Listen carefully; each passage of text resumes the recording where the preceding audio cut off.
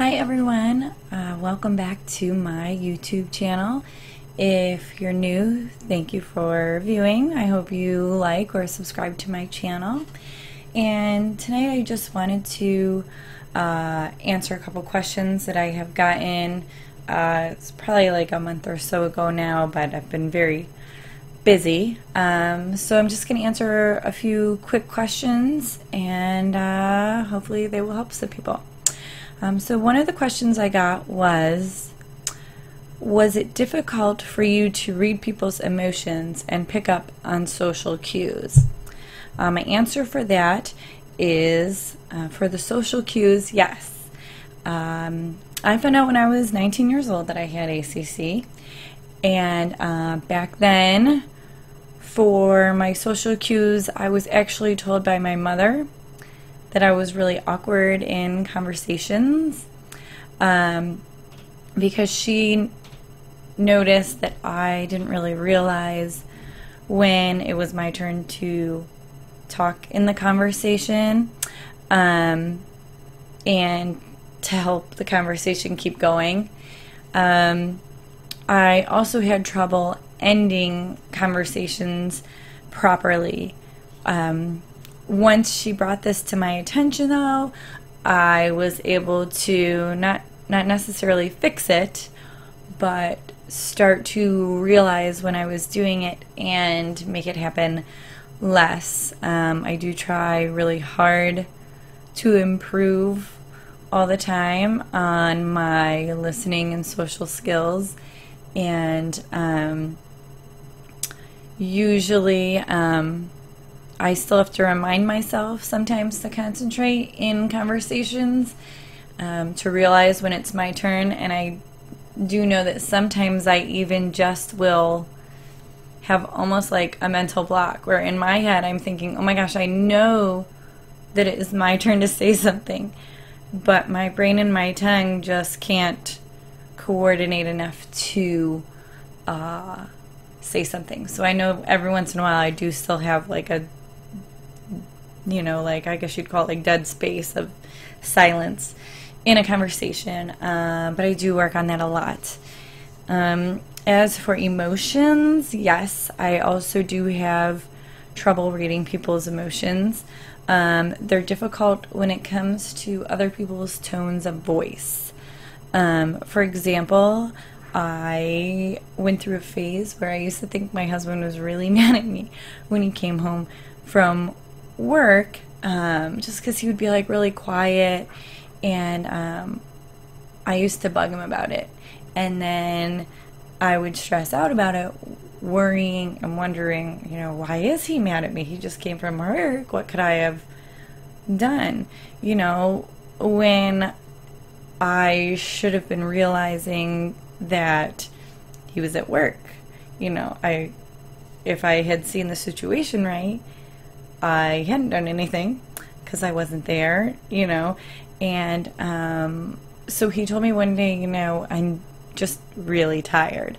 So I had to basically train myself to realize that sometimes what comes across as mad to me, and not in the way he speaks, I guess, always, but just his facial expression and acts to me really, down. And I had to train myself that he was just tired, and I would even have to remind myself for a while when he would come home, like, okay, in my brain I'm thinking, okay, I think he's mad, but he can't be, and maybe he says he's not mad, so I have to realize that he's tired and be fine with that. And now I'm pretty good at that, so I don't have any problems with that anymore. And let's see, for emotions, for me it does take a lot of patience. I have learned over the years that I really have to think before I react. Like I said before, like I have to think about what the situation is that I'm in and how does that emotion that I think it is apply. because sometimes the emotion I think it is doesn't apply, and then I realize, okay, then I am probably wrong. I also have to communicate more openly with others to avoid confusion. So I just ask a lot more. If, like, I will say to the person, well, or it sounds to me like you're mad, or it sounds to me like you're sad about something. Is that right? What is going on?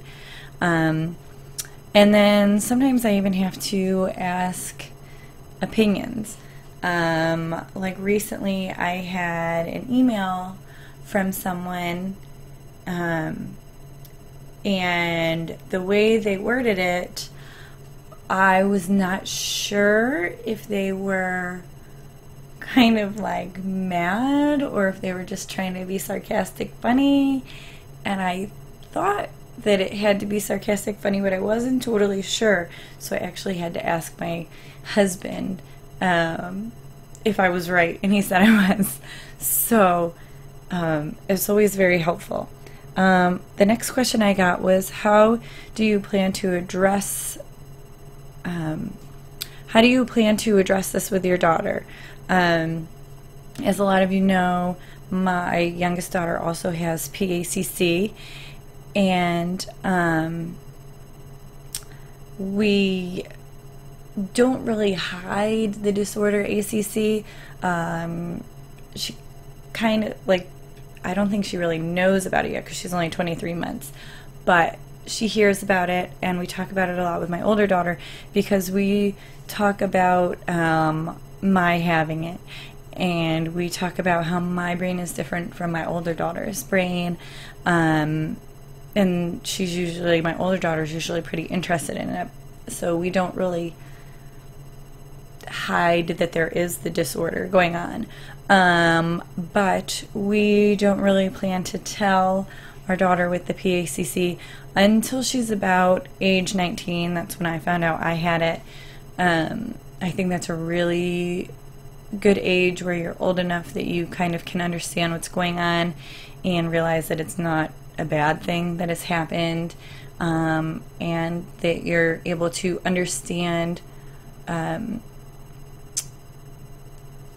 advice given from maybe family members to help you to fix certain problems or help better yourself in social situations. The only reason we would tell her any sooner than that is if we see that she's having major problems or issues. And my last question I was asked is, what is your biggest concern for your daughter, and how do you plan to address it? Our biggest concern, I'd say at this point, is her understanding tone of voice. It seems to be the only thing really that I had and still sometimes have a large difficulty with. And I'm pretty sure that will probably be something she has trouble with. And my older daughter always sounds mad to me. I don't know if it's just because at 4.5 they're always mad at you for stuff, or that's just how she sounds to me. And I had to learn within the last year to kind of smile and nod a lot and just tell myself that I'm probably hearing it wrong. So my concern too with that is that I'm afraid that our daughter with the ACC will hear my oldest daughter in that way as well, and I want them to be able to bond and get along better.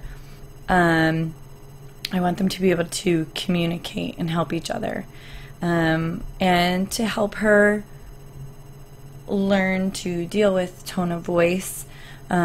We already kind of started talking about emotions. We would point it out in books, that the animal looks sad, or look how happy this little boy is in the book. And because I have noticed that she does, a lot of times she thinks that when she sees an animal or a person or baby in a book that is sleeping, she tells me that they are sad. So we try to work on describing emotions, and even when I'm speaking to her about something, I will tell her, like, you know, Mommy's very mad at you about this. I'm mad. This is my mad face. Which usually she laughs at me about, but we're working on it. She's only 23 months. So, and I think that's all you can do is just work on it and hope for the best. And that's it for my video tonight. I hope that helped answer a few more people's questions, or maybe made you think of more that you would like to ask. So please feel free to leave a comment or subscribe to my channel so you can get the next video. And remember, this disorder does not define you. You define this disorder.